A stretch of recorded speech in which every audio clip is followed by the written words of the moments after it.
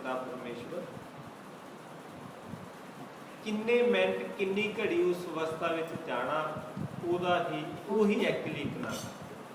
उस तो बाद जिस वेले भी अपने दिन की शुरुआत करते हुए जिस तरह से पहला बेनती की है कि मेरे मालिक अज का दिन मेरे लिए उपयोगी है, जिस तरह दिन ढलता जाए तो महसूस करना कि मेरी जीवन की लीला समाप्त हो रही है, मेरे कोल सिर्फ कुछ पल कुछ घड़ी हैं। इस पल इस घड़ी दे विच मैं अपनी रहिंदी जिम्मेवारियां नूं पूरा करना। जिस तरह शाम ढलण दे नाल कि हे परम पिता परमेश्वर, आप जी ने मेरे ते जिन्नी घड़ी जिन्ने पल दिते सन मैं बड़े ही आनंददायक पूर्ण दे नाल बतीत कीते। ਜਿਹੜੇ ਵਧੀਆ पल परमेश्वर ने दिते हैं, ਜਿਹੜੇ ਵਧੀਆ काम परमेश्वर ने कराए हैं, फिर शाम बैठ के उस परम पिता परमेश्वर का धन्यवाद करना। हे मेरे मालिक, आप जी का बहुत बहुत धन्यवाद। आप जी ने अज ਜਿਹੜੇ पल मैनूं दिते हैं बहुत वधिया दिते हैं। इसने वधिया पल दिते हैं कि उस पल का एक आनंद ही वखरा। हे प्रभु, आप जी की दिती हुई मेरी उम्र अज पूरी हो गई है। मैं हुण आप जी की गोद दे विच विश्राम करना चाहना है। महसूस करो कि अज मैं रात नूं दी गोद विच मेरी अज की लीला समाप्त हुई। मान लो रोज़ जीना सीखो तो रोज़ मरना सीखो, रात नूं मरना सीखो तो सवेरे जीवन नूं जीना सीखो। उस परम पिता परमेश्वर की गोद दे विच बैठ के फिर उस अवस्था में ही जाओ कि हे परम पिता परमेश्वर, आप जी का बहुत बहुत धन्यवाद। आपने अज की दिनचर्या मेरे लिए बहुत वधिया बनाई सी। जेड़े मेरे को जाने अनजाने कोई गलती हुई है मेरे परम पिता परमेश्वर, मैं उस लिए आप जी को क्षमा माफ़ी मंगदा हाँ। अज का दिन मेरा बड़ा उपयोगी सी, बड़ा भाग्या वाला सी और मैं आप जी का धन्यवाद करदा कि आपने मैनूं अज का जीवन दिता। मैं हुण आप जी के चरणों च अरदास करदा हाँ कि आप जी की कृपा अज मेरे उपर रात हो जाए। रात दे विच मैं आप जी चरणों दे विच जाना चाहता।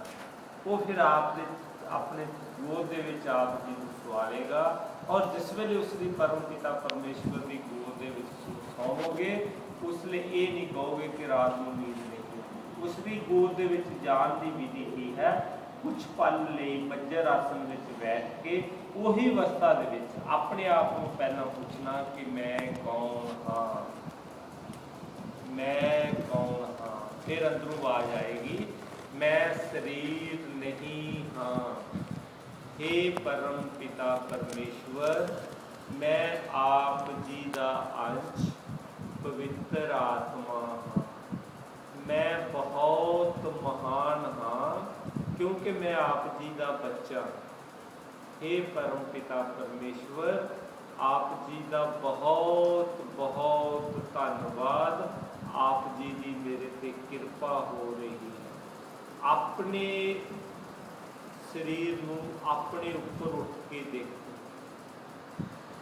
पहला 1 फुट से फिर 2 फुट से 5 foot 10 foot 20 foot 25 foot 30 foot 50 foot 1000 foot 2000 5000 फिर अपने आप को आसमान दे विच देखो, जमीन ते ना देखो। कल्पना करो कि मैं उस परम पिता परमेश्वर के नाल एक मित्र हो। इस अवस्था दे विच ही आप जी नूं नींदर आ जाएगी। फिर आप जी ने नींदरा दे विच चले जाना है तो पता ही नहीं लगेगा। ये आप जी की निंद्रा एक समाधि बन जाएगी। आप जी का जीवन एक सफल हो जाएगा। दिन फिर सवेरे उठते हुए इस रूप के विच हे परम पिता परमेश्वर जिहड़ी पहला धराई सी, तो एक तो अपने आप को पॉजिटिव करने के लिए छोटे छोटे काम विच छोटे छोटे उद्यम दे विच छोटिया छोटिया क्रियावां दे विच जिहड़ा भी कोई काम हुंदा मन ही मन उस परम पिता परमेश्वर का धन्यवाद करना सीखो।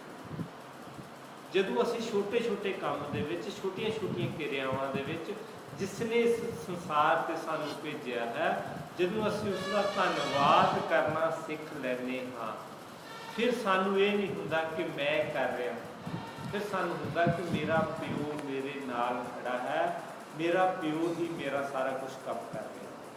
जदों उही करता हार है, चंगा कम कर रहा वो कर रहा, जे जाने अनजाने गलत हो गया चल कोई गल नहीं, प्यो मेरा मेरे नाल खड़ा के कोई गलती नहीं।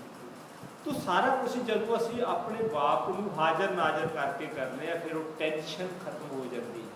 टेंशन अदों है जदों मैं कर रहा, मैं नूं समाप्त करना है। जे असीं मैं समाप्त करन विच एक कदम अगे वधदे हां ते मेरा बाप 10 कदम अगे वध के साडा हाथ फड़ के सानू सही दिशा सही रस्ता। तो एक वही तो उस परम पिता परमेश्वर का छोटिया छोटिया गल्लां ते धन्नवाद। एक दूसरा पक्ष है कि जदों नैगेटिविटी दिमाग दे विच आंदी है, जाने अनजाने दिमाग के अंदर नैगेटिविटी आ जाती है कि मैं तो ठीक नहीं हो सकता, मैं तो ठीक हो ही नहीं सकती, पता नहीं ये जुगां जुगां तो कष्ट मेरे नाल ही तुरिया है। तो उस वेले इसनूं कहो, ये मन ये भाई कि तू जो सोच रहा है गलत सोच रहा, मेरा प्यो मेरे नाल कायम है, ये जीवन का दुख सुख एक साडा हिस्सा है। जे अज दुख आया है तो कल सवेर सुखा भरा दी है, मैं सुख ही हाँ, मैं भागां वाली हाँ, मेरे जिन्ने भी कष्ट हैं वो खत्म हो गए।